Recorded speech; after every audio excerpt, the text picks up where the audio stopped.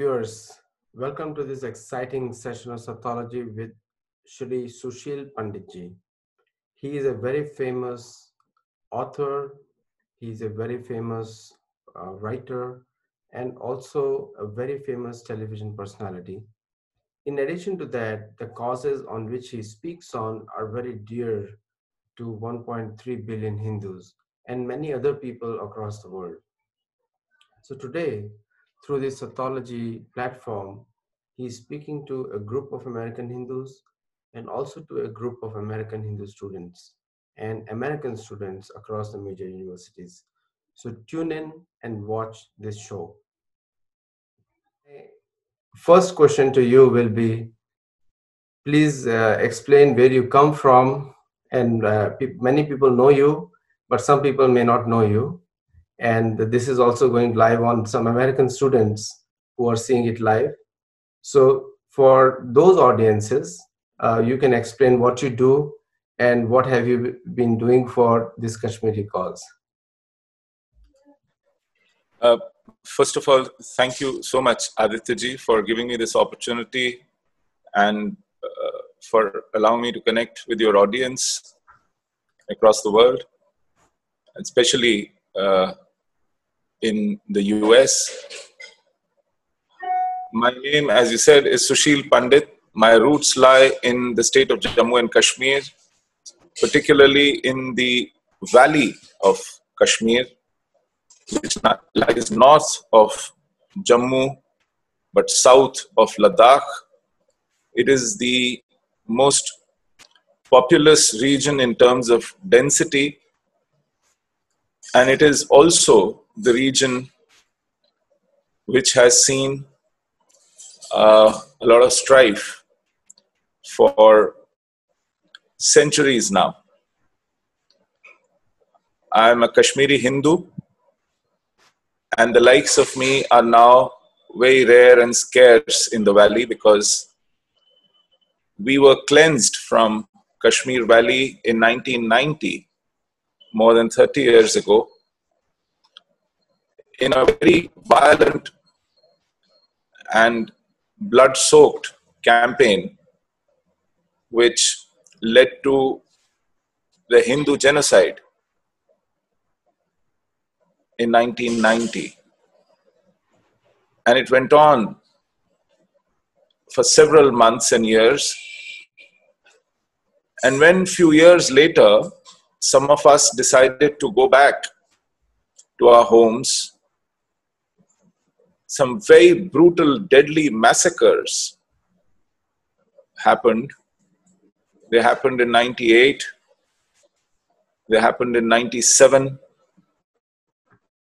They happened in 2002 to 2003. And ongoing.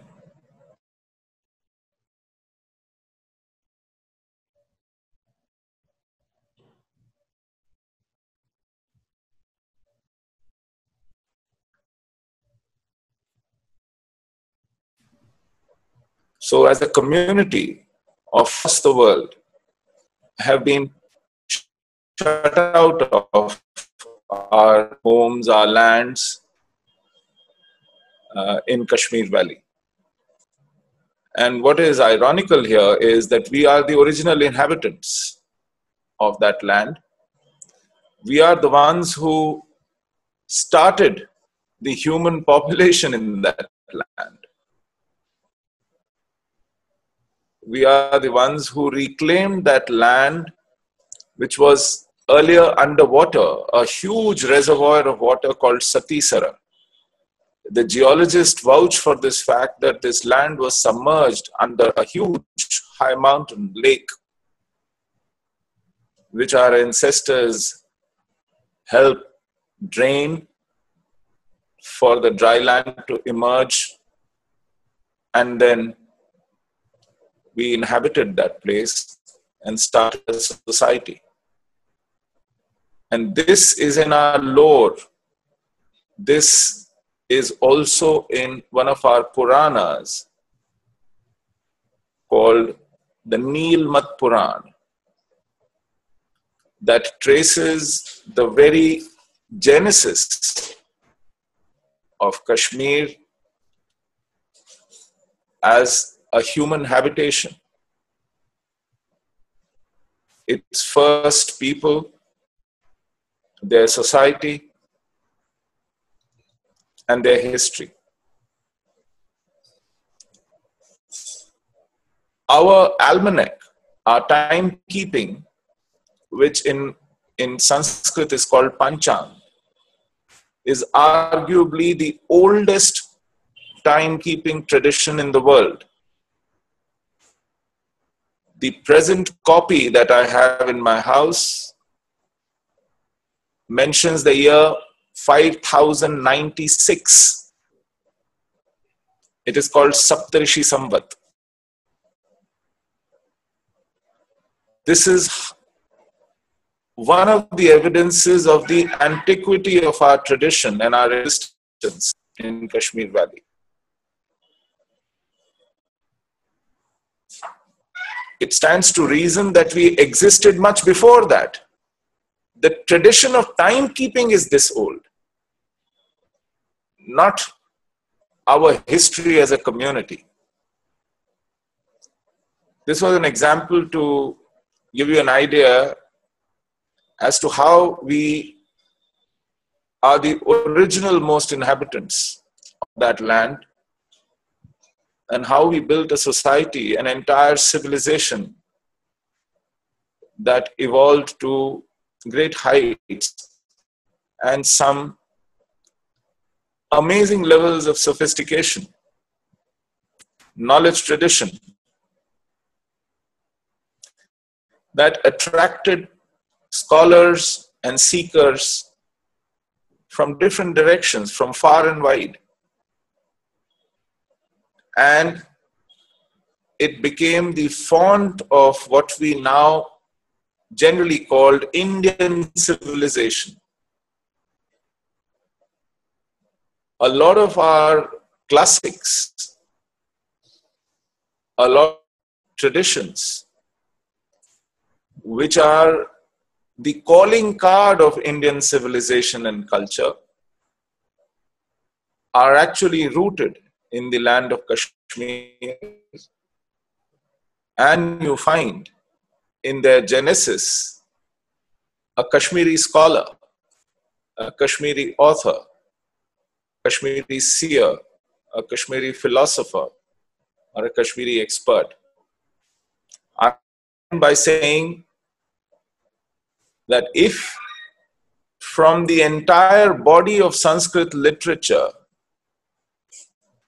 you remove what was written by Kashmiris or what was authored in Kashmir,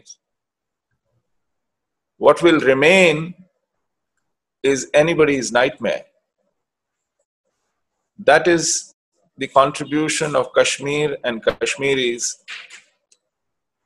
to the entire body of Sanskrit literature available today. And I am a proud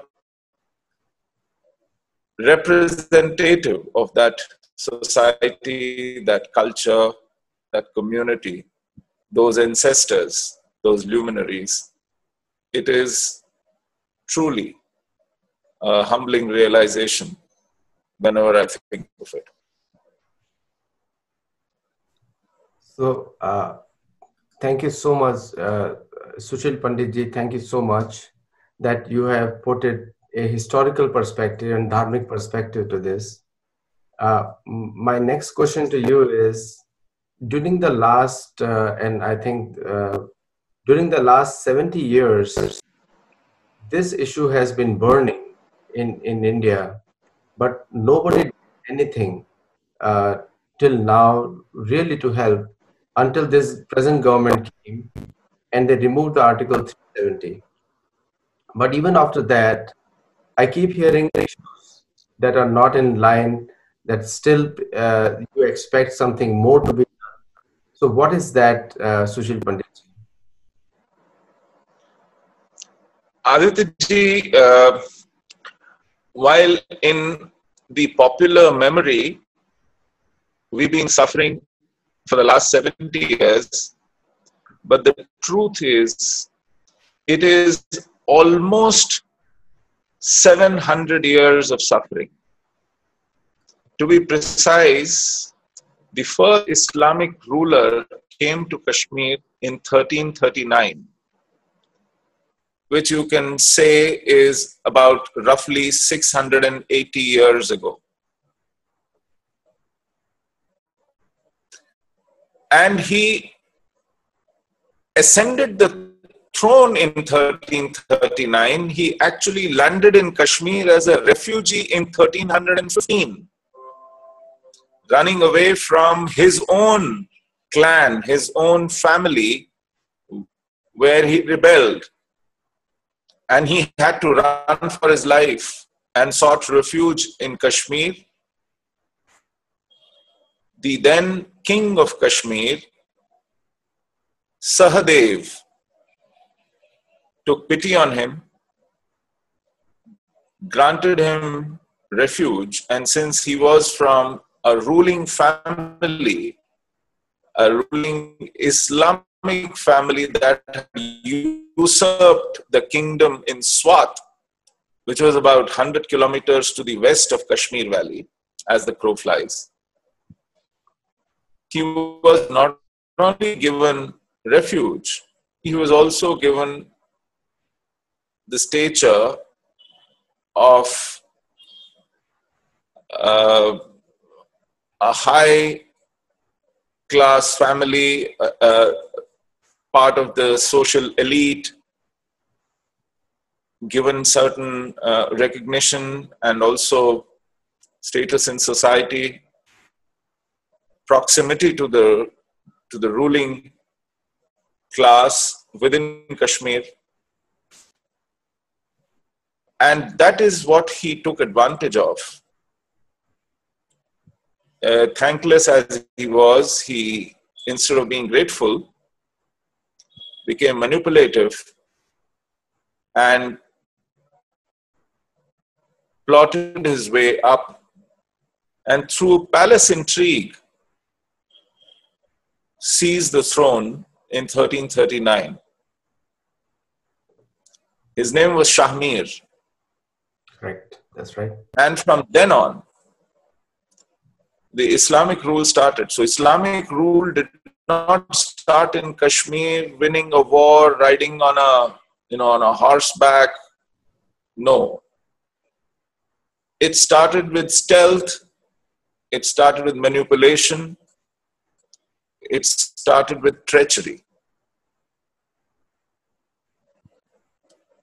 And then onwards, till 1819, when Maharaja Ranjit Singh liberated us from Pathans, a continuous Islamic rule prevailed in Kashmir. The descendants of Shahmir ruled for 222 years,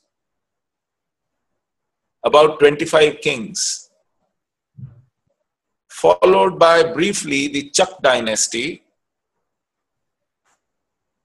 who were their generals. They seized power from the kings who were earlier called the Sultans or the Shamsuddin dynasty. And Chak Mughals, Akbar conquered Kashmir. And then Mughals were driven out by Pathans of Afghan origin.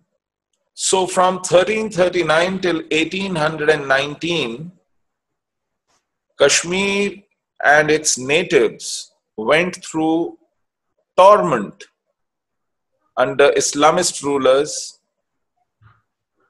and we suffered 6 exoduses. And by the time Maharaja Ranjit Singh rescued us in 1819, we were barely in double digits, about 15% of the population, from 100% Hindu converted. So a continuous genocide, the saga of which is recorded not just by Sanskrit historians in a series called Raj Tarangini, but also by the Muslim historians, Iranian, Persian historians, such as Baharistan-e-Shahi. And that is the testimony of the blood and gore through which Kashmir and Kashmiris went. We've faced 7 exoduses, 6 of which happened before India became independent. So we could perhaps blame our misfortune and our foolishness and our circumstances because we didn't have arms to defend ourselves, an army of our own, we were disarmed. We didn't have a constitution, we lived on the whims and fancies of our rulers who were aliens and who were hostile. We had poor connectivity with rulers outside Kashmir in rest of India because of terrain.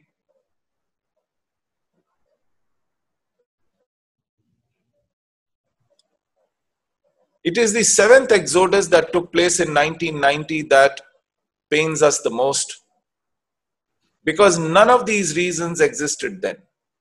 In 1990, we were part of large independent India with the population of 900 million at that time.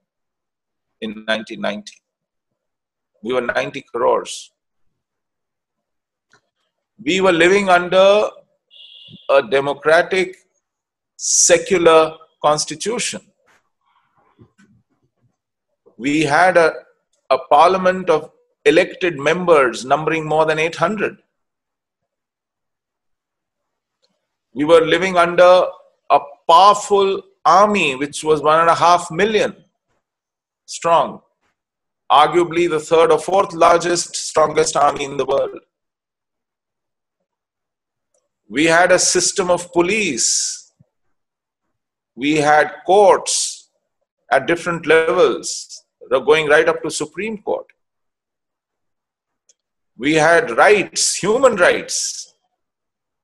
Not only the Declaration of Human Rights of United Nations, to which we were a signatory nation, but our fundamental rights guaranteed under our constitution. We had a press which was as lively, vibrant and free as anywhere in the world.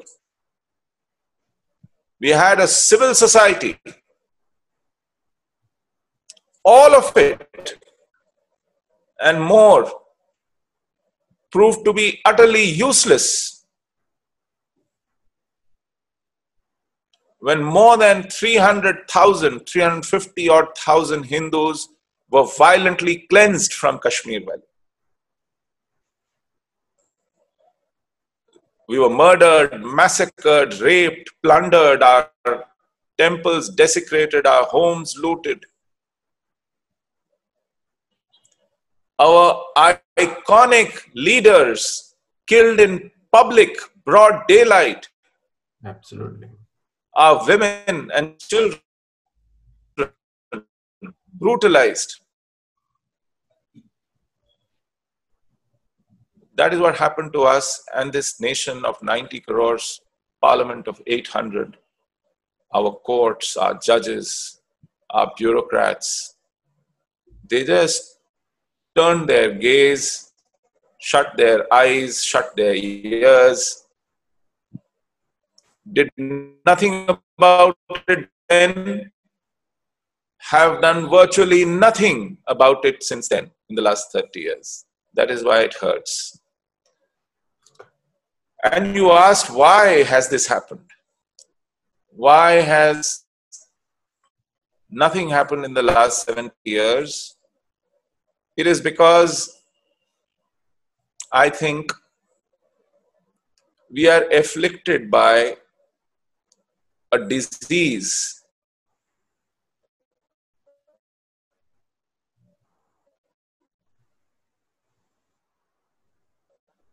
a hypocrisy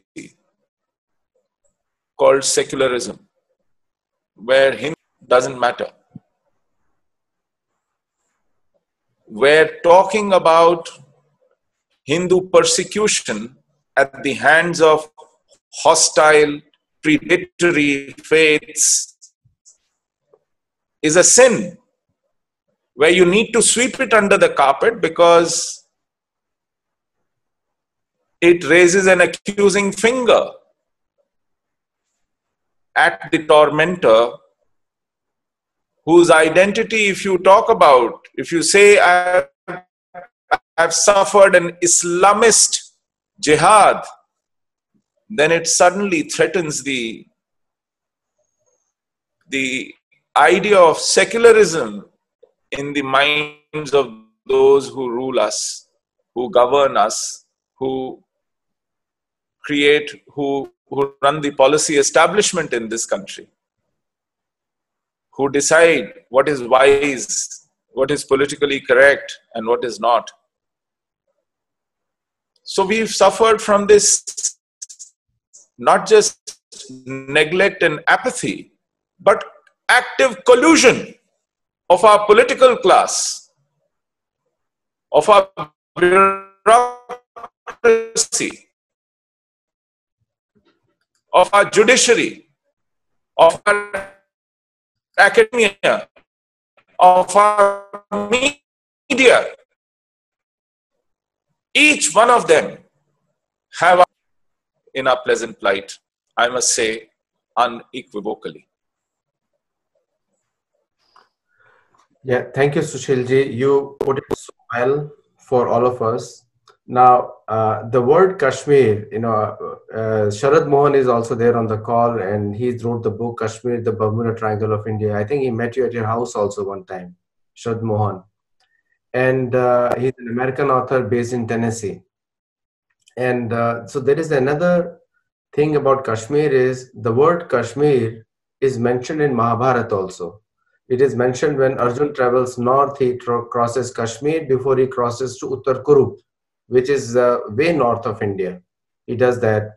Now, in the time you mentioned history, 7/11, I remember in my first book I wrote, in the Debunking Mythology, I wrote about how 7/11 Lalit Aditya II's kingdom ranged from Parsik, which is later on was called Persia, to Ujjain. That was the kingdom of Lalit Aditya II, and Srinagar was the capital. You also mentioned the current problems, the political and academic problems which are facing in the US, especially other places. The decision, especially by American Hindus, who have many of them joined here, they have really welcomed the decision of Article 370 removal by Narendra Modi government. Do you think that situation after that has improved, or it has still remained the same?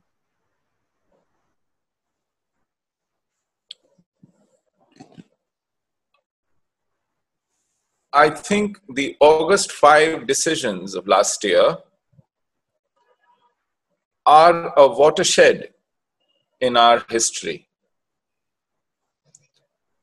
It signifies a whole lot of changes in the thinking and also in the practice of our polity, of our policy. The reason why we suffered for 70 years was because of an unwritten consensus in the entire political class about continuing the same set of policies, irrespective of which government ruled, irrespective of which leader became the prime minister, irrespective of which party ran the government. For 70 years, whoever ruled Delhi did not matter, because Kashmir was run on continuation of a policy, and that policy was to appease the majority population in Kashmir in the name of minority appeasement. Kashmir was the only province in India which was Muslim majority, and a country beholden to most perverse levels of hypocrisy in the name of secularism,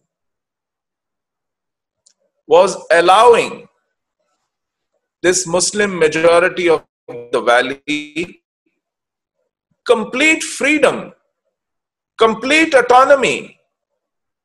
In fact, an unprecedented level of perversion in the name of autonomy, to the extent that our constitution was held back and they were allowed to create their own constitution which did not even have fundamental rights.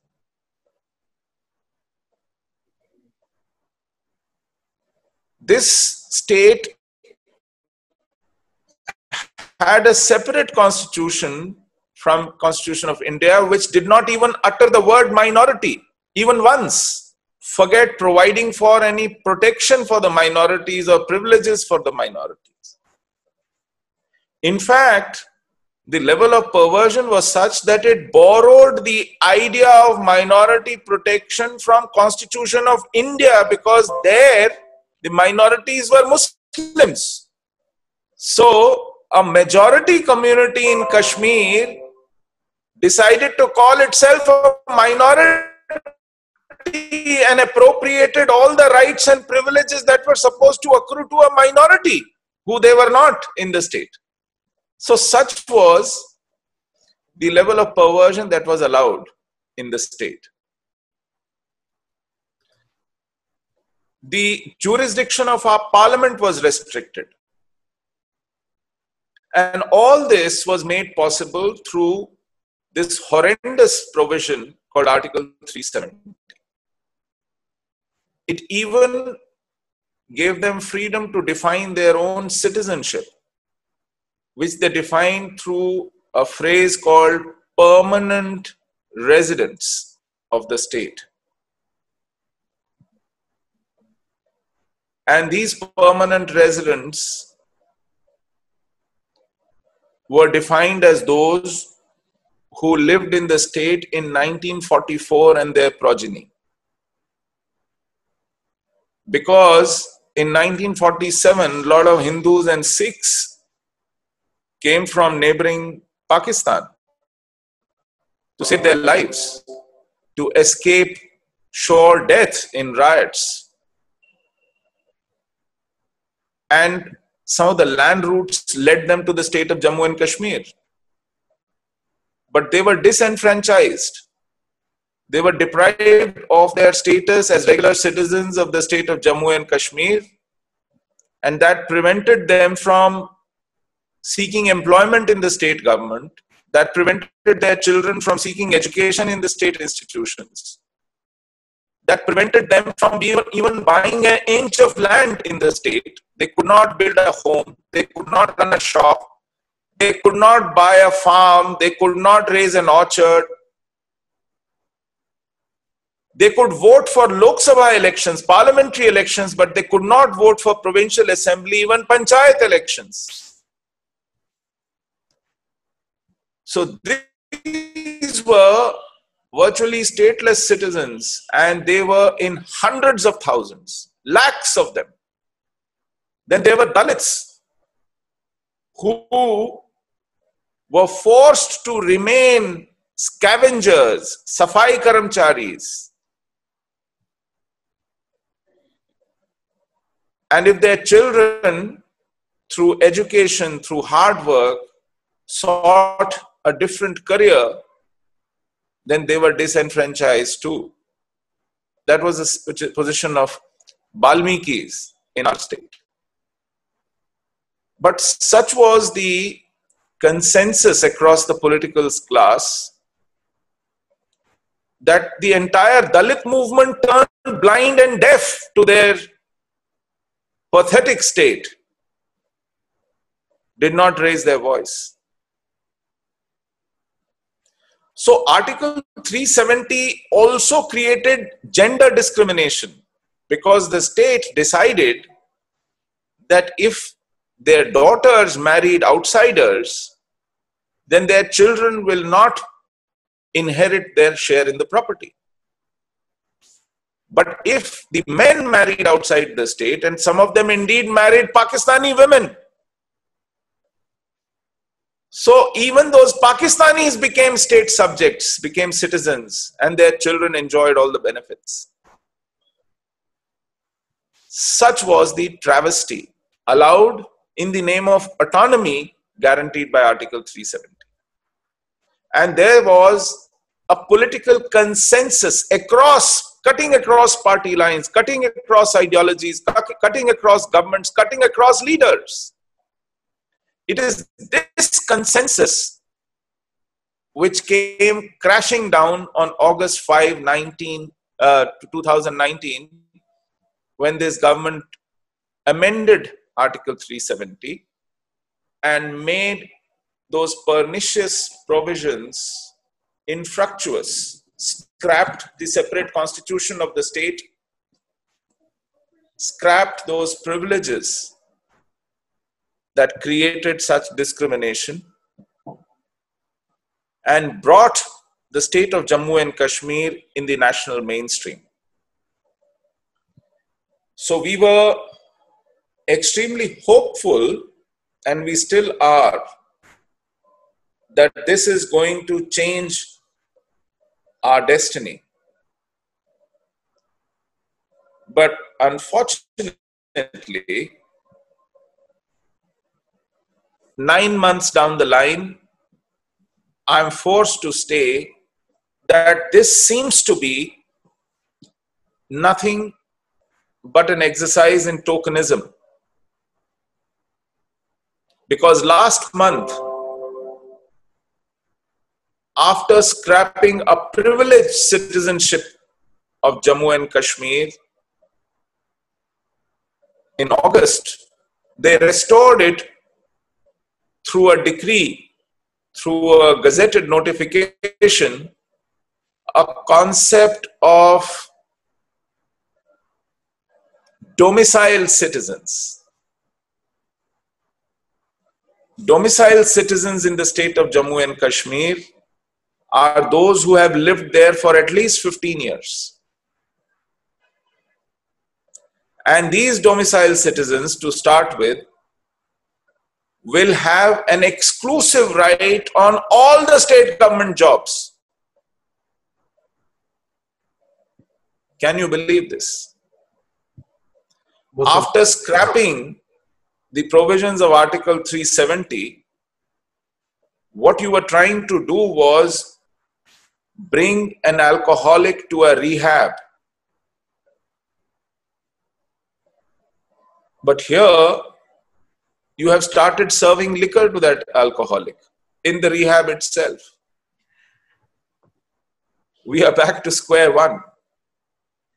I don't know what all will they offer these domiciled citizens, because first and foremost, you have created a class of domiciled citizens. That's right. The first privilege is that they'll have exclusive rights on all the state government jobs. Tomorrow, it will be extended to admissions in the state institutions. Day after, you might say that those tendering for, seeking contracts, doing business, seeking property, land, shops, homes, businesses, it is a matter of extending it. That's right. Otherwise, what is the point of creating a special class of citizens? That's right. So we are back to winning hearts and minds.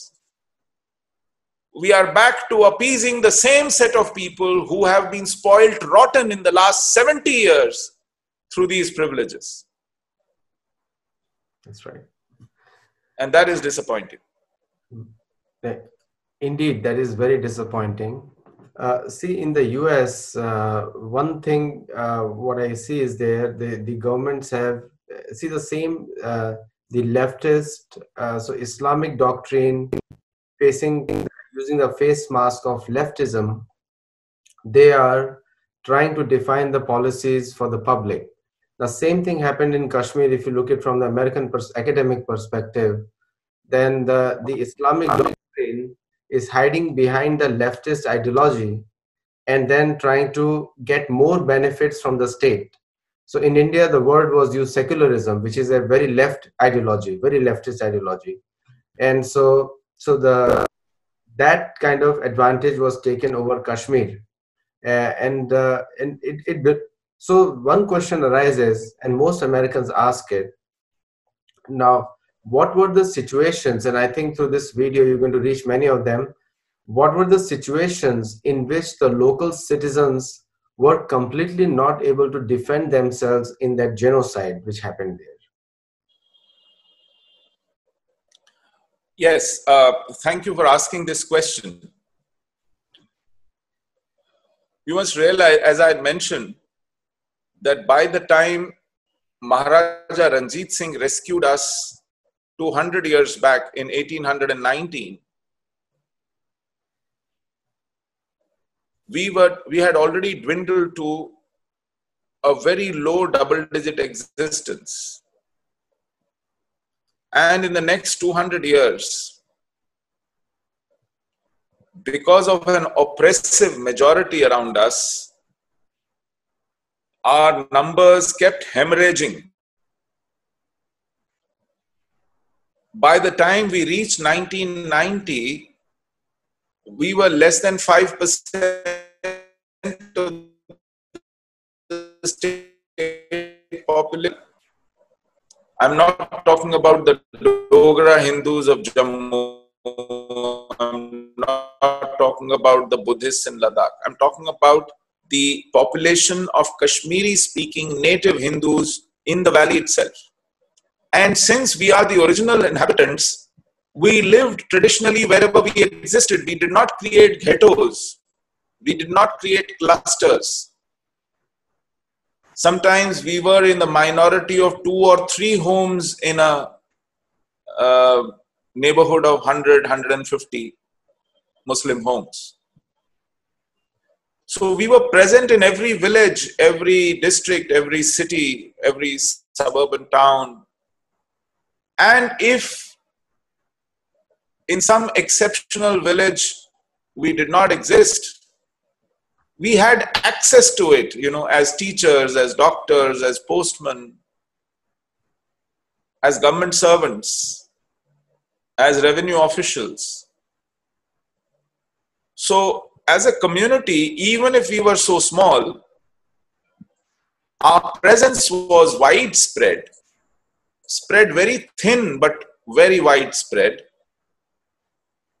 And we actually knew the lay of the land, we knew the language, we knew the terrain, we knew the communities. We also had an eye on who was up to nothing good, what was happening. We had an eye on everything. And that is why we became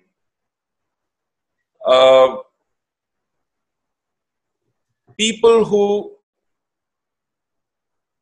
could not be allowed to remain there if a jihad had to succeed. So they wanted to get rid of us. This was the tactical reason.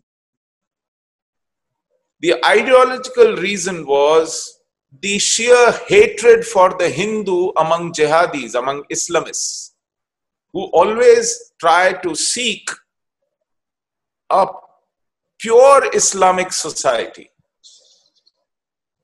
where no other faith, no other culture, no other gods are allowed to exist. The sheer intolerance for any other god, any other faith, any other tradition made us the undesirables in Kashmir. And that is what led to our cleansing. The reason why it happened easily was because we were caught unawares. We had laid too much trust in our own polity, in our own system. We thought so long as the tricolor is fluttering over the Secretariat of Kashmir, so long as our strong, brave army is in the cantonment of Badami Bagh and on the borders, so long as our vigilant courts, our police force, our Prime Minister, our central government, our parliament, our media, and our 900 million population in the country stands by us, nobody dare even cast an evil eye, plan to harm us. We lived in this delusion, Aditya ji. It proved to be utterly useless. In this day and age, we thought where United Nations kept an eye on what was happening in different countries. I must remind you, 9 years later, in 1999, in Adriatic, when Yugoslavia was falling apart, I remember. Yeah. In Kosovo, when a similar ethnic cleansing was attempted by Serbs, NATO planes flew from their bases in Italy. From 19th of March till 10th of April, for 3 weeks, they bombed the civilian areas of Kosovo, day in and day out. They used air force on the population in order to prevent a genocide. In Kashmir, even Central Reserve Police was not deployed. Local police had fled the stations. You could not even go to a police station to complain.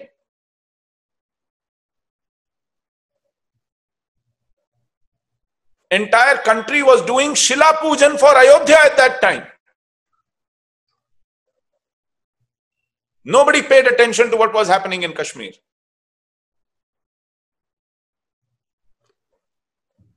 That is why we were left completely ignored, uncared for, and left to die. That is what happened. Sushil ji, you put it in a very straight manner to all of us. And as a Hindu Americans and American Hindus, we call Kashmir a genocide, a failure of the Indian state as well, big time. Because look at the Americans and NATO, they are working on a Christian ideology, protecting Christian Judeo thought process. So America stands for it's a pride thing to call that we follow a Judeo-Christian thought process in the government. And Indian armies, Indian police forces, they have to also have an ideology, because it's a war of the ideology. I've written in books as well, where the ideology of Islam is fighting against the ideology of Hinduism. It's not and also it's a land grabbing mission, because you can see Yazidi in Iraq, Yazidi massacre, 4,000 Yazidis massacred. Now that was all to acquire Yazidi land, because it has a lot of resources, and also to make it. So when people are fighting for their religion, it is important for other side to also defend their religion, and where the state power has to acquire that ideology, otherwise this fight cannot happen. So one of the questions which the audience has asked me, and I'm going to put it for you, is that why Indian forces stayed secular when there was a religious ethnic cleansing or genocide in Kashmir?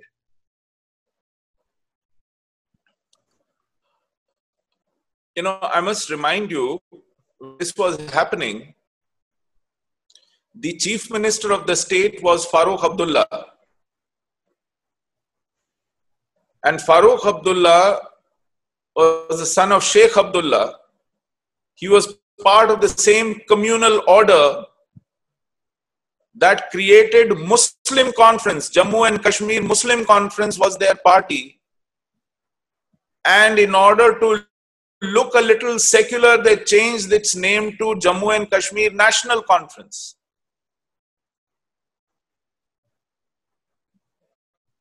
But just changing the name did not change their mindset, their attitude.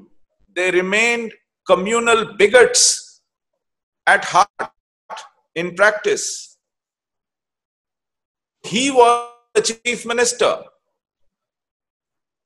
under whose watch our genocide took place. And in the center, the government of Rajiv Gandhi yielded place to the government of VP Singh on 4th of December 1989. And guess who was appointed the home minister in that government? Mufti Muhammad Saeed, another Kashmiri Muslim, a man of clergy and a Jamaat-e-Islami sympathizer. So between the chief minister Farooq Abdullah and home minister Mufti Muhammad Saeed, two Kashmiri Muslims, we had no hell, because the home minister did not deploy the army, the CRP, the Central Reserve Police or the paramilitary. And the state of Jammu and Kashmir did not ask for them. Their local police was also withdrawn. It was like a signal to jihadis, to Jammu Kashmir, Hizbul Mujahideen and Liberation Front and all kinds of names under which they operated, to have a go at a small microscopic minority which was defenseless. We did not have arms. Let me give you a small insight into the profile of Kashmiri Hindus. Most of Kashmiri Hindus left in Kashmir Valley were just Brahmins. All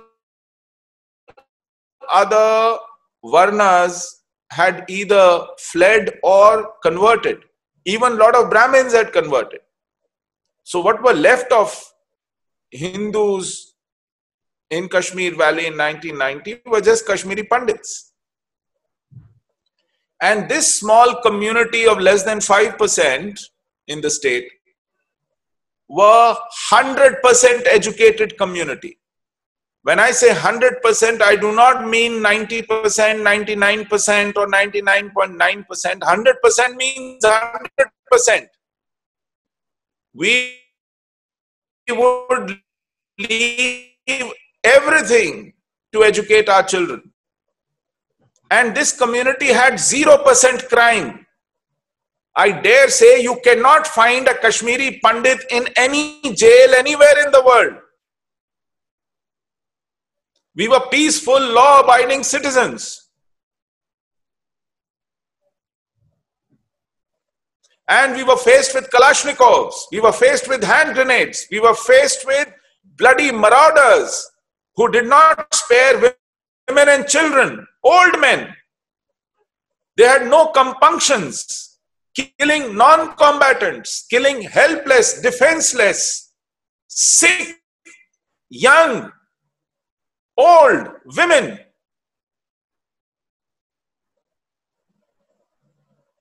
So when the contest was so uneven,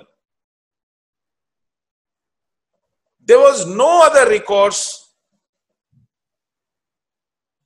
but to save your honor, dignity, your women folk, your children, your old parents, to leave till order is restored.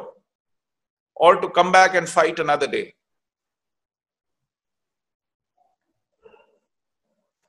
That were the conditions,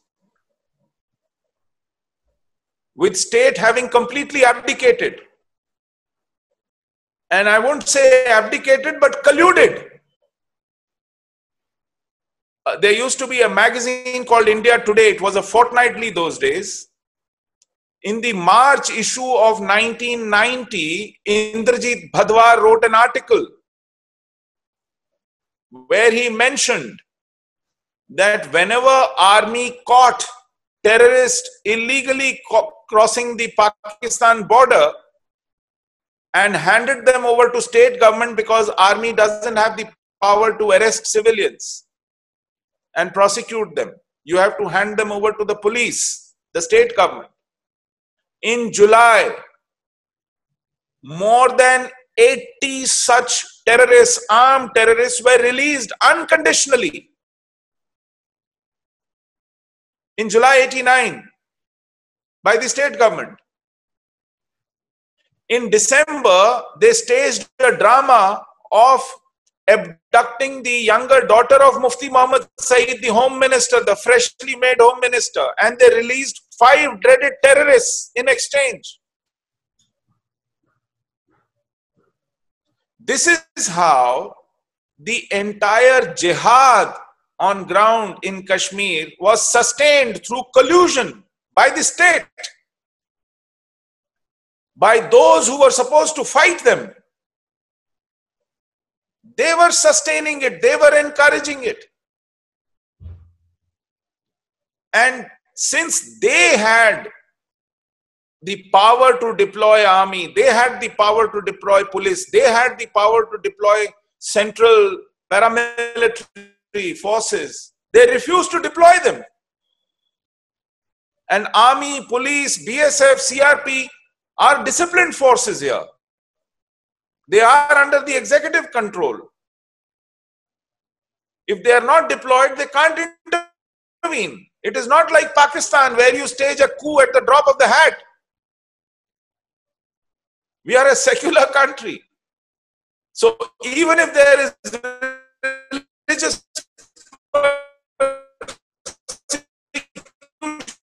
and they can see it, they don't. That was our plight. Sushil Pandit ji, in the US, one of the Second Amendment is we are allowed to own arms. So the purpose in the democracy of having arms is to defend ourselves against a tyrannical government. That's the purpose of the arms. And the US Constitution allows Americans, I use it maximum to my advantage, but US government allows us to defend ourselves and create private militias. And Indian Constitution, we can give a lot of credit to B.R. Ambedkar for doing wonderful job, but it is also a lot of things are copied from the American Constitution, because Britain doesn't have a constitution. They have a common sense law. Now in India, there is a very common saying, Dashera, and I'm a little bit going to go away from Kashmir, and because you can use that methodology to apply to other parts of India where the same balkanization, fanaticism, jihad, and all these things are happening. And there are chances of genocide happening in other parts of India with the same mindset what happened in Kashmir. So in Dashera weapons, so why not? So the very surprising thing for American politicians is, like one congressman asked me that you talk about so many good things about India, and you all worship weapons. They know that we worship on Dashera. Why not you use them? Why? So in India, only the Hindus will depend on the police and the state, but other communities don't depend on the police and the state. In fact, they're beating up the police and the state. And we, as a WhatsApp, I call them WhatsApp artists. The WhatsApp artists, they cry on the WhatsApp, they play on the WhatsApp, and all these kinds of things they do. So as an American Hindu, where we can help you, and I think after some time our director will speak with you, uh, where we can help you is that helping you from the US. In fact, I'll just let you know, Americans for Hindus, we were participated in 19 pro-Kashmir protests across the US. We organized them.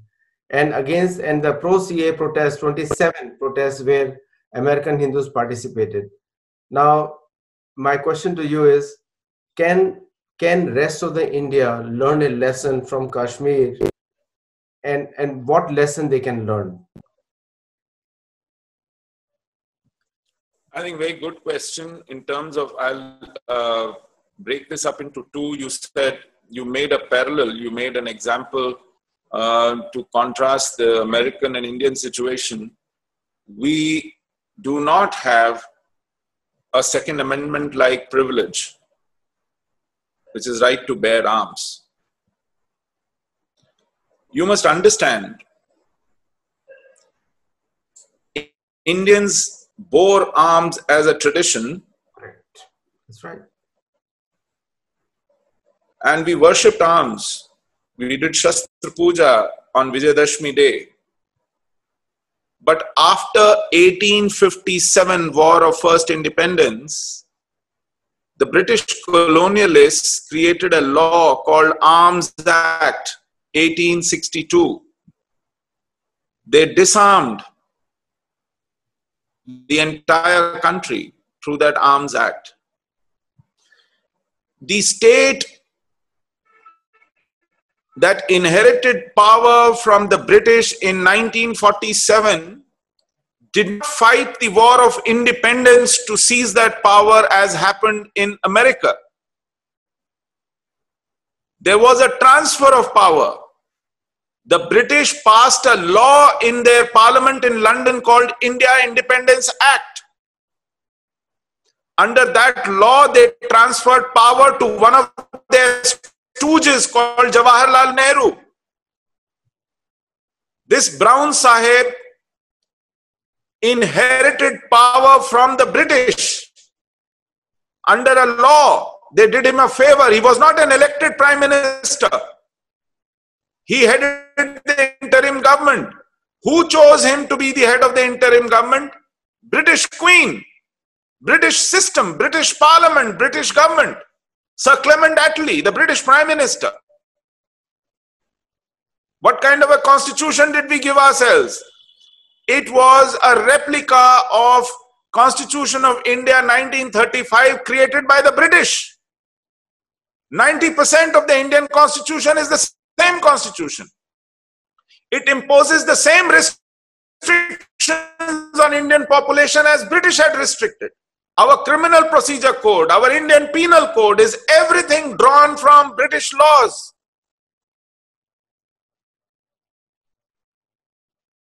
And under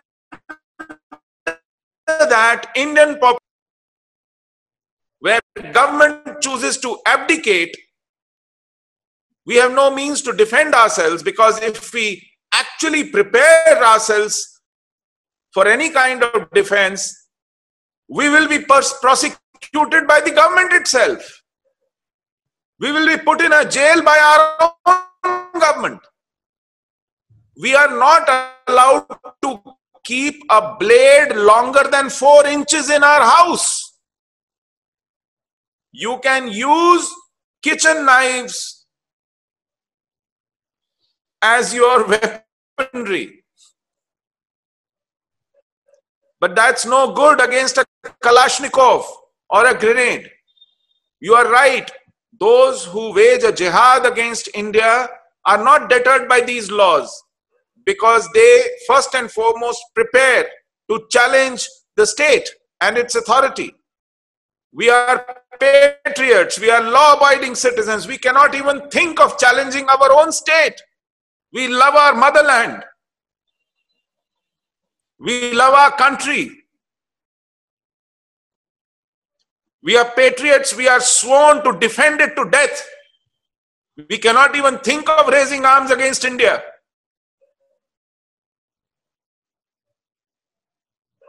And that is the predicament of patriots in this country, they are left to the apathy, to complete neglect of the state, which doesn't bother about their lives, which doesn't bother about Hindu lives. Even today, as I speak, in Bengal, in Kerala, in Kashmir, in Assam, in Bihar, in UP,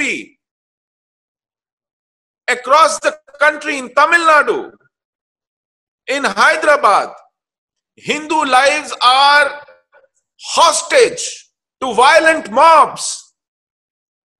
Defenseless, unarmed Hindu lives are held hostage to violent mobs of jihadis. They are leaving their homes and hearths, selling their properties out cheap because they are looking for secure places. There is an exodus happening across these countries from several clusters which have come to become ghettos of jihadis. Whether it is Bhatkal in Karnataka, whether it is Mumbra near Mumbai in Thane, whether it is Malegaon or Bhivandi in Maharashtra. You saw what happened in Palghar. Whether it is Rampur, Sambhal, Saharanpur in Uttar Pradesh, whether it is Kishanganj, Araria, Khagadia, Katihar in Bihar, or Barpeta, Nagaon, Dhubri, Nalbari in Assam, in Murshidabad, in Malda, in Chopis, Bengal, in Ramanathapuram, in Ambur, in Malappuram, in Kasargod, in Kerala. There are 500 Kashmirs festering all over India. And they get nothing but complete apathy and neglect from their own government. They are not allowed to defend themselves, and the government doesn't want to defend them. What do we do?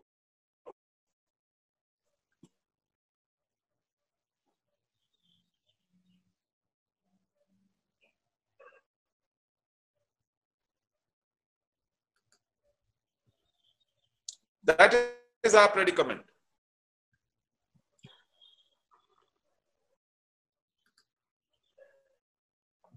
So thank you, Sushil Pandit ji. I will ask Japra ji to ask a question, and also on behalf of Americans for Hindus. Japra ji.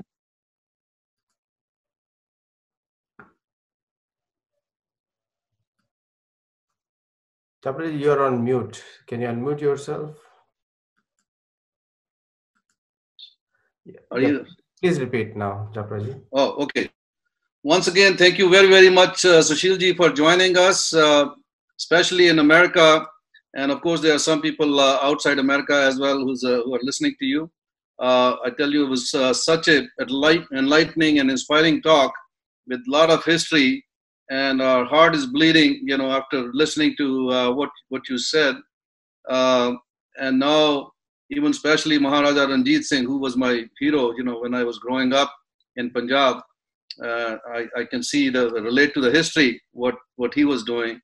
And in America, I just want to tell you that Aditya ji, who's our co-founder for Americans for Hindus, he wears different hats. He's owner of Astrology, spreading and promoting Dharma. At the same time, we have started this initiative called Americans for Hindus. We want all the Americans, whether they're Hindus, pro-Hindus, to empower ourselves politically.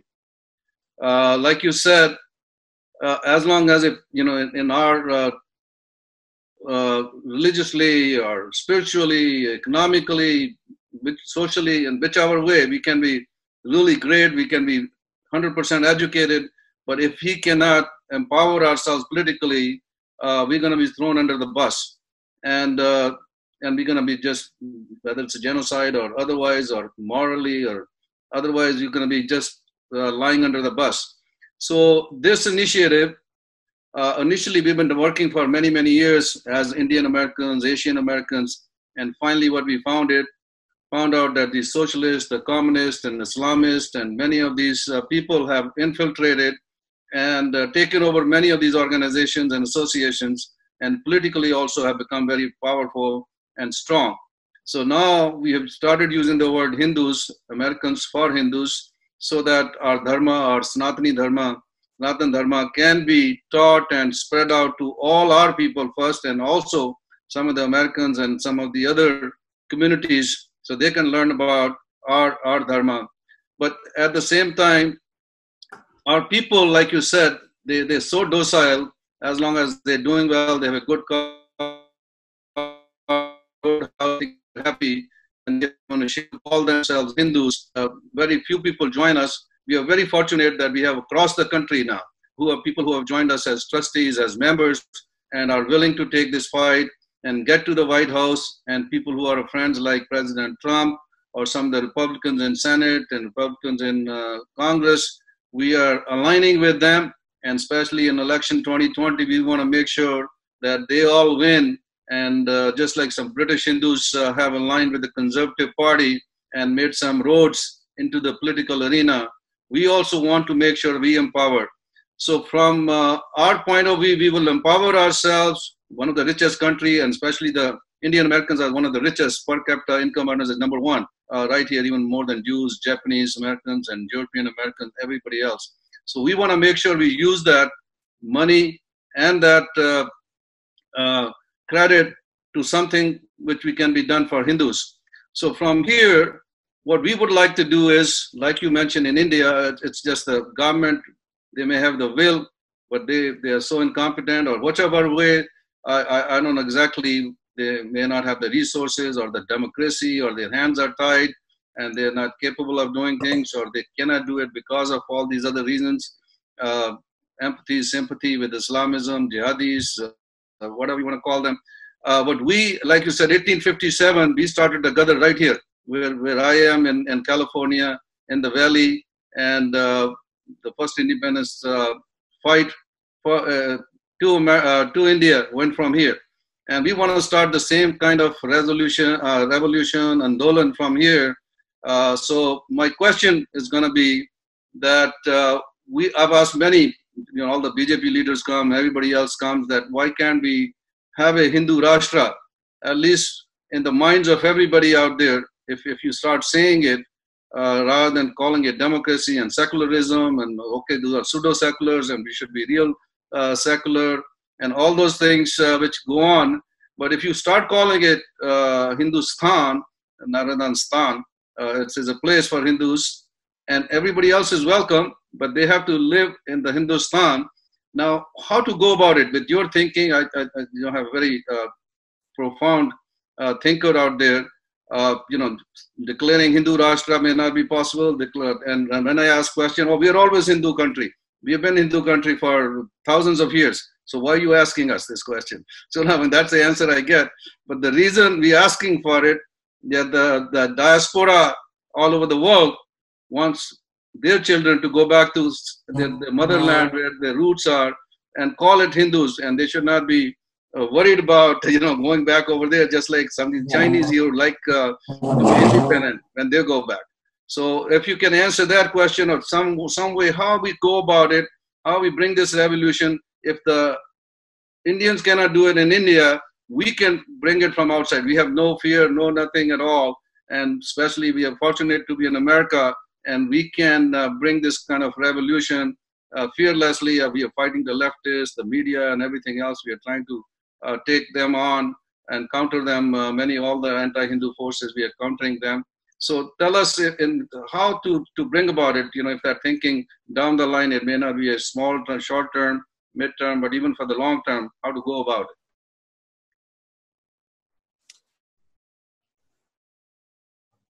Thank you, Japraji, for this question. See, go into the mindset of our ruling elite, where you have a consensus on certain issues. Secularism, with all its perversions, has struck some kind of a root. And you know where this borrowed idea derives its strength from is in the theory. The theory is that in a state, in a democratic state, there is the possibility of a tyranny of majority, majoritarian tyranny. And in that tyranny of majority, the minorities have a possibility of some discrimination or some suffering, and therefore the state should disassociate itself from a majority religion or a majority culture or a majority tradition and behave as if it is culture neutral, religion neutral, faith neutral, and deal with citizens without those attributes coming in the way. This is broadly the principle on which secularism is based in theory. Now, as I said, this is an imported idea, and it has struck roots in the minds of those who are forever beholden to Western way of political constructs, thinking, policy. They are disconnected from our own history. In this country, for 1,000 years, the majority was subjugated. The majority suffered the tyranny of minority.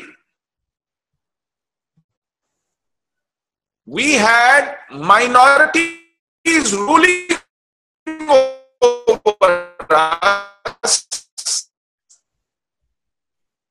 minorities deciding on our educating, on our... We've never had the tyranny of majority in this country.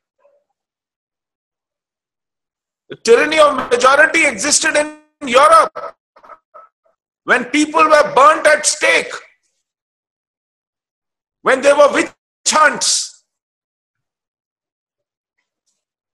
We never had tyranny of majority, but they refused to look beyond the theory into the reality of the history. And they carried on with this concept of fighting the tyranny of majority. And what you do in order to fight the tyranny of majority, you create a tyranny of minority in the constitutional mechanism. So these have more rights than the majority. They have privileges which majority do not have. In the name of equality, you have created unequals. And it is a sin to be a Hindu. Can you believe the scholarships, government scholarships, soft loans are not available to poor of all denominations and all identities and all faiths? No. There are specific institutions for minorities where scholarships are given, as if there are no poor among Hindus. There are soft loans available to only the businessmen of minorities, as this man will suffer the disadvantage. So being a Hindu in this country has become a disadvantage. What our missionaries do to bribe people for conversion, our governments do by their discriminatory policies. You are actually asking Hindus to convert if you want to benefit from the government schemes. Can you imagine what is happening? Our own government wants us to convert. If you want to avail government help, if you want to avail scholarships, if you want to avail soft loans, and if you are a Hindu, you are disqualified. So you are asking me to convert. Then why blame missionaries? So when these governments come to America and you give them platforms and you give them garlands and if you kiss their feet, please ask these questions. Why are you doing this to us under your own dispensation? In the name of secularism, in the name of equality, why are you discriminating against Hindus? Shame them. Instead of felicitating them, instead of singing their glories, show them the mirror. This government, present government, has huge number of scholarships, hundreds of crores going only to minorities. Are there no deprived poor among Hindus? Do they not deserve government help?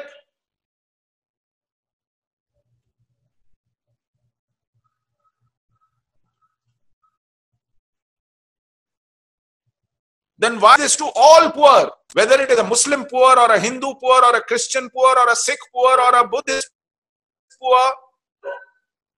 If you are a secular country, then give this to all poor, all deserving poor.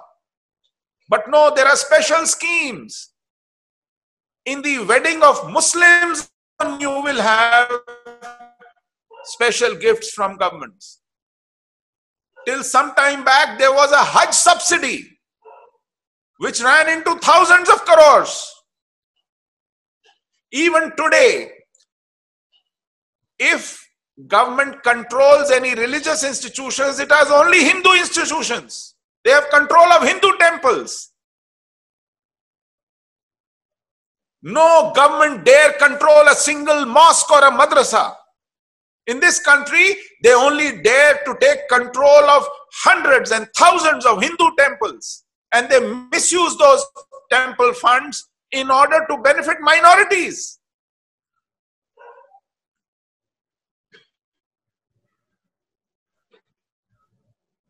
This is open discrimination and loot against Hindus by their own government.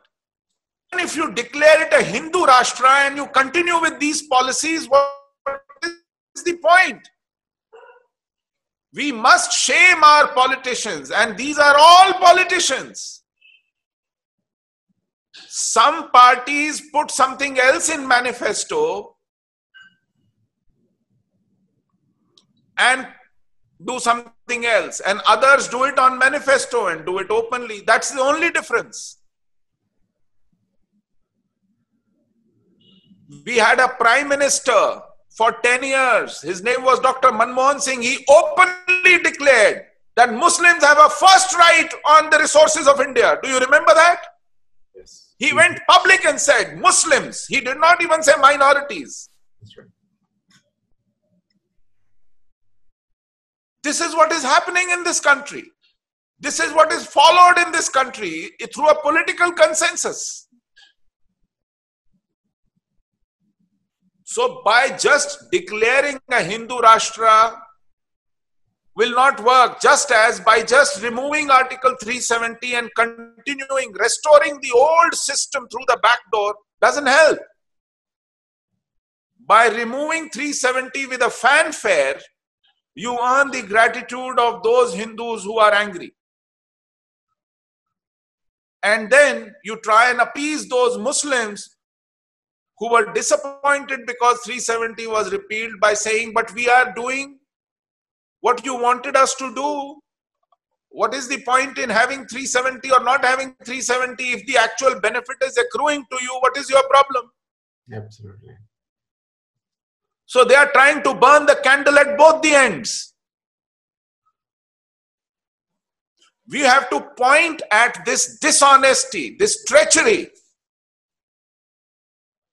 and tell them to behave, or else there are consequences to be faced. So, thank you so much. Thank you so much, Sushil Panditji. I have one of our other directors. Her name is Shobha Chokalingam. So Shobhaji, and also I want to recognize Chris Murthy. This is Shobha Chokalingam, and then we have Chris Murthy, who is the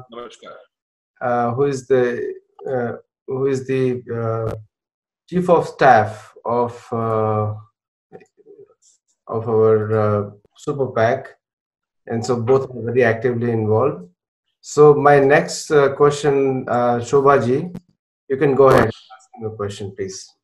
Namaste, Sushil Pandit ji, and I first want to say, Hanji, that we all share in your pain, in the pain of Kashmiri Hindus ji, because I come from deep south, Tamil Nadu, and I feel always we've been very protected by all the care that the northern part of India, had, and I think Kashmir has borne the brunt of it being at the head of India. I have two very, I just want to be brief, but I want to do more of a thought process action plan for inside India and how we convey this to the international community. And first, I want to say what you went through was before 9/11. Since 9/11, the whole world has gotten to know about the radical Islam and the threat. So you have that as a strength. But for India, I think make it equal for everybody on every way, every sense. That will be the only solution to this uniform civil code, whatever you want to name it. However, it should be equal law for everybody as a citizen in a society. You cannot have Sharia law. You cannot have your own religion laws there. So the temples, every issue hopefully will be covered under that. And I think there are many experts like Sai Deepak working for it in the legal way. But I want to propose for the international community, because you will garner a lot of support when the international community turns and looks at this. For example, the Jewish Holocaust. The entire world knows who killed who was the victim and who was the criminal. And we need to create that symbol. I think it should be like the Hindu Holocaust of India with Kashmir as the capital. And we need to direct international attention. And the mahol that Modi ji has created with his great, rapport with all the world leaders, I think can be put to good use, because EU is also finding out how much of harm and destruction can happen when people coming as refugees torch entire cities and rape and molest their own women, local women, right? And so it's very easy for them to give their voices of support. I think there needs to be an international body, and this should be projected as the Kashmiri Hindus Holocaust, and that is very quickly extending to entire India. So whatever we could to put that kind of a Holocaust name, because everybody recognizes it right away. And I think that will garner a lot of support, and it can ease some of the pains, because that's the only way we can solve this going forward. And I think internally for Kashmir, it should be 10 years central government rule. It has come out of so many issues, and it also shares borders with Pakistan and terrorism. So we need not have just another namesake state government which will carry on with Omar Abdullah's ideology. We need a central government directed plan. That's what I would say. But thank you very much for joining us, and please know always your pain is very well felt, I think, by all Indians, Hindus all over the world, sir. Thank you so much. For those kind words. Yeah, thank you, Sushil Panditji. One last point, and also want to recognize Rajya Lakshmi from New Jersey. She has joined us. So I don't know whether she is there or not.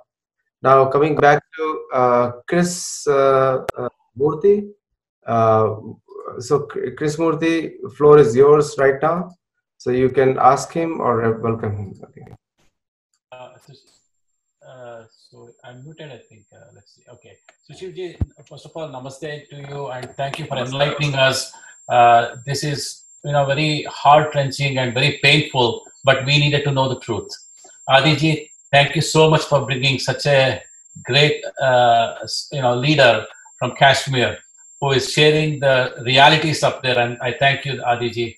So, Sushilji, I have one question.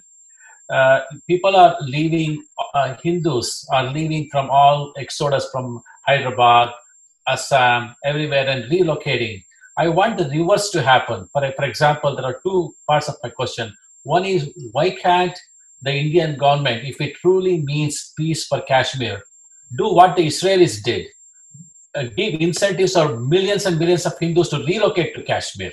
And also, in addition to that, Kashmiri Hindus should reach out to our own leaders like Adiji and Dr. Ramesh Japraji, who can bring the dharmic economic solutions to Kashmir. They are fully capable of garnering economic investments for genuine Hindu causes and economic and socio and industrial programs. These two things can change the dynamics and the demography of Kashmir, and I'm sure Adiji and Dr. Japraji can get directly involved and speak with you on this on a personal note later on, and that would take us to a new direction. Thank you, Adiji. I'll leave my question to him. Chris ji, आपने इतना भयंकर question पूछ लिया, वो गायब ही हो गए, ऐसा कैसे हो गया? But you heard my question, so the important thing is for you to bring it up with him later on. It is not about me asking. The importance of that is the, oh, you see that word. Right. Yes, please, Sushil ji, you're back. So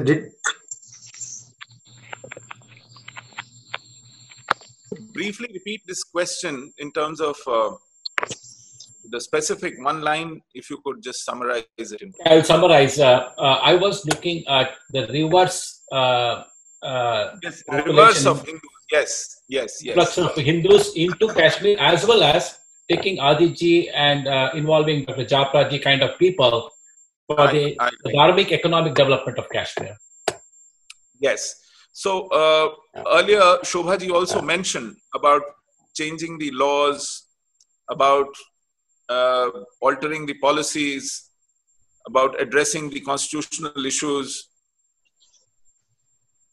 All this calls for the political will. As of now,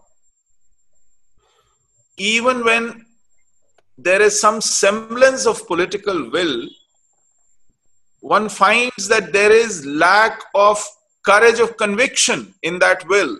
So it is dithering, it is wavering will. You want to pay some kind of attention, but you end up in tokenism. I just wrote an article and it is available on the portal of Republic TV. It is called 2 Steps Back.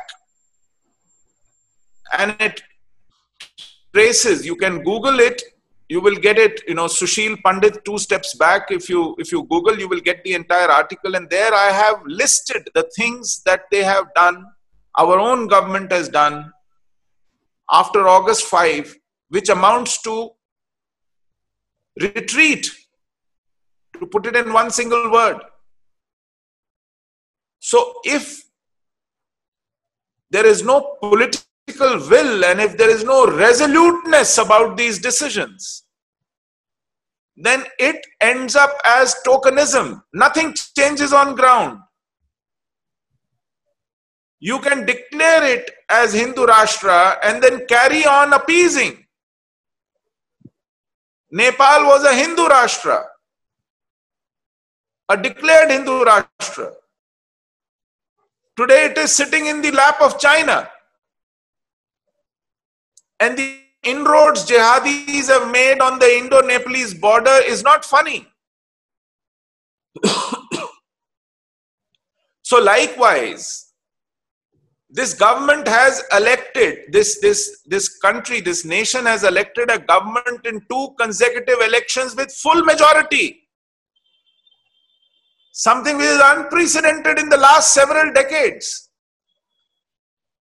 There is no ambiguity in the mandate. There is no ambiguity in the manifesto. Manifesto says Uniform Civil Code. Then where is the hesitation? It is in the political will. And political will is something that cannot be bought off a shop shelf. You cannot gift it to someone. You cannot take an injection or pop a pill. So when you dither, when you waver, when you postpone, when you make excuses, hunt for alibis, and even after taking a decision to which you are dragged screaming and kicking, then you undo those decisions through the back door. Let me tell you, the notification for the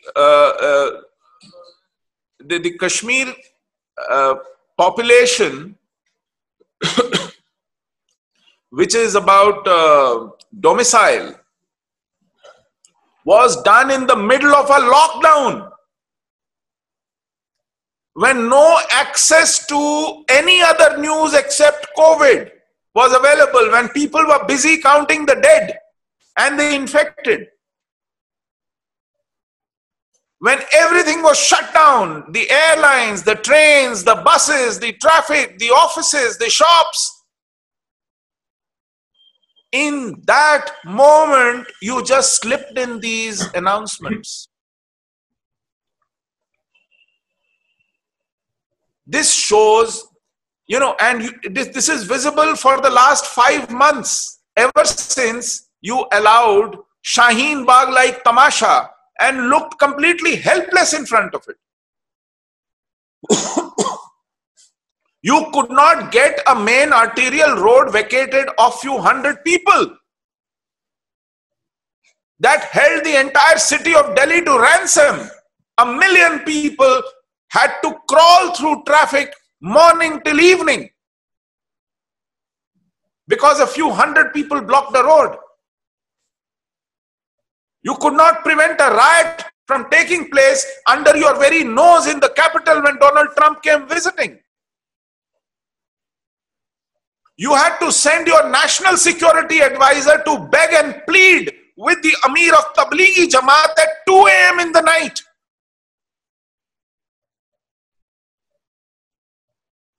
This shows the level of helplessness you have reduced yourself to. And with such helplessness, you cannot take the decisions that Shobha ji was recommending, which Chris ji is pleading for. The comparison with the state of Israel is hilarious. I remember when Benjamin Netanyahu was visiting America 4 years back under Obama administration. He had come to attend the UN General Assembly. He sought an appointment with Obama. Obama refused him the appointment because he wanted to express his displeasure for all the settlements being done in the city of Jerusalem, in East Jerusalem. Because Benjamin Netanyahu was defying America in order to create Jewish settlements in East Jerusalem. So guess what? This tiny state of Israel and its Prime Minister Benjamin Netanyahu calls a press conference in New York. And he delivers some homilies and home truths to Obama on his soil. When he says, Jews were building Jerusalem 2,000 years ago, Jews are building Jerusalem today, and Jews will continue to build Jerusalem till eternity. That is political will.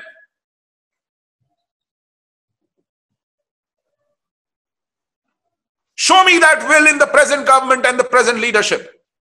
when they look helpless in front of a few hundred demonstrators at Shaheen Bagh.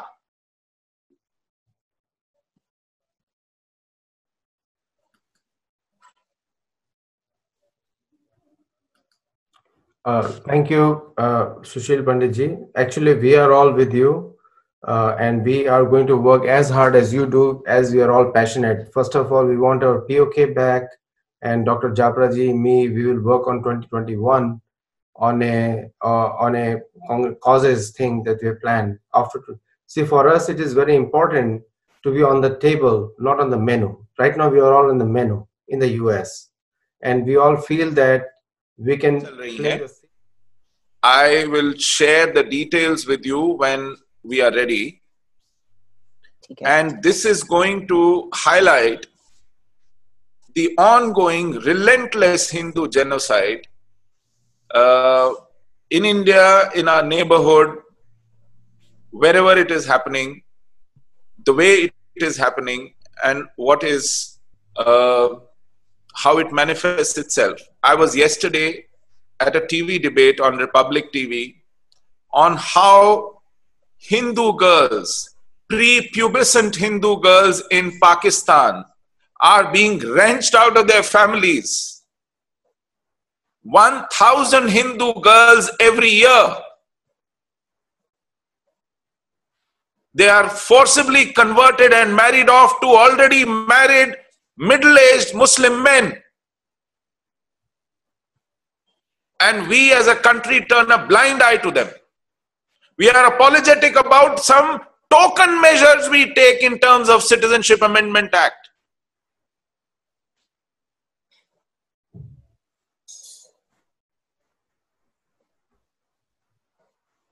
I can't tell you how miserable they are.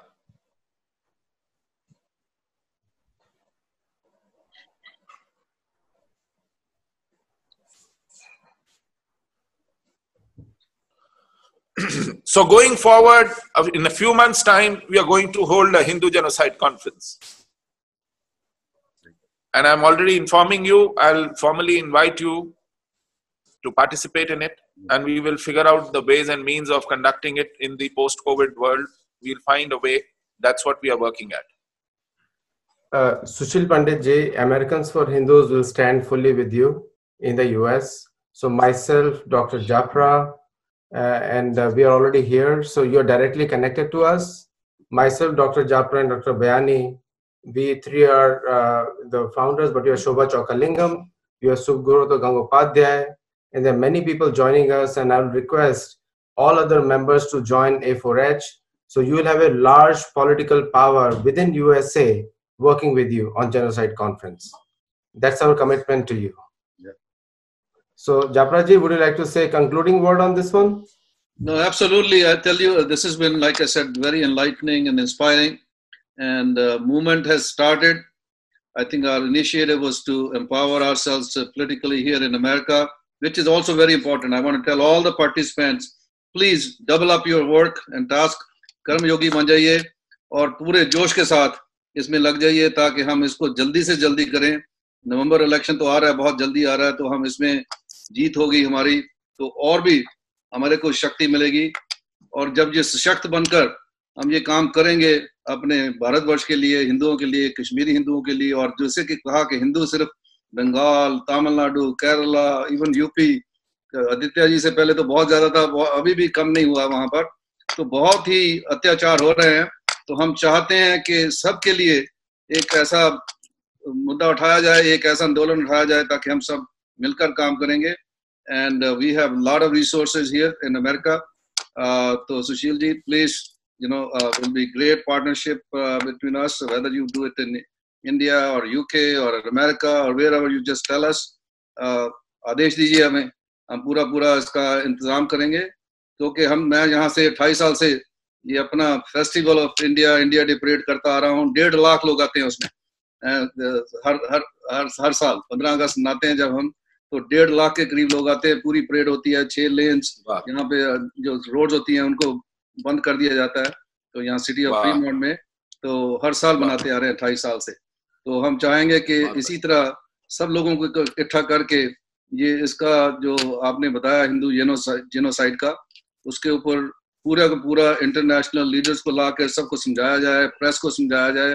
हालांकि 90% press हमारे against होगी, पर वो भी कुछ ना कुछ लिखेंगे। कई बार वो negative publicity is also positive publicity. I run a newspaper, India Post also, so I know how it works. So sometimes this thing has to become sensational, and that's how actually even started India Post. You know, हम पहले अंदर करते होते थे conferences, तो उन्होंने लिख दिया खालिस्तानी की पिक्चर आगे लगा दी, तो मैंने कहा ये क्या कर रहे हो? कहते बाहर निकलो फिर आपकी भी लगेगी। तो तब से हमने ये 2.5 साल पहले मैंने ये शुरू कर दिया था, न्यूज़पेपर भी और ये अपना फेस्टिवल ऑफ इंडिया भी परेड करते हैं। कश्मीर से लेके कन्याकुमारी तक, कच्छ से लेके असम तक, सब उसमें स्टेट्स आती हैं, सब लोग आते हैं, सब तरह के लोग उसमें शामिल होते हैं। तो हमारे पास बहुत रिसोर्सेज हैं। कल्चरली तो उनको हमने बहुत यूनाइट किया हुआ है, अब पोलिटिकली यूनाइट करना बहुत जरूरी है। और ये फ्यूचर में, जैसे कि अभी आपने बताया, सबने बताया, राजा लक्ष्मी जी ने कहा कि ये बहुत जरूरी है कि ये जो आंदोलन आपने शुरू किया है उसको पूरा आगे तक लेके जाया जाए। आपने जो हिस्ट्री बताई है और आज की प्रेजेंट सिचुएशन बताई है, फ्यूचर में उसके लिए हम प्लान करेंगे स्ट्रेटेजिकली और उसको पूरा करेंगे, ताकि आगे आने वाली हमारी जनरेशन्स आपके ऊपर गर्व करें और जब जो जितने हमारे कार्यकर्ता हैं उनके ऊपर गर्व कर सके। बहुत बहुत धन्यवाद। Thank you for your time and patience. Thank you. बहुत बहुत आभारी। So on behalf of A4H and Sathology, I express your gratitude to you. And you met the entire leadership of A4H also today. Chris Murthy, Dr. Japra, myself, and Shubha Chokalingam. So these are the directors right now. The other directors did not join, so we could not hear there. But very welcome and thank you so much. And we will speak again when we get time. Thank you. Thank you. Namaskar. Grateful. Thank you. Namaskar to all of you.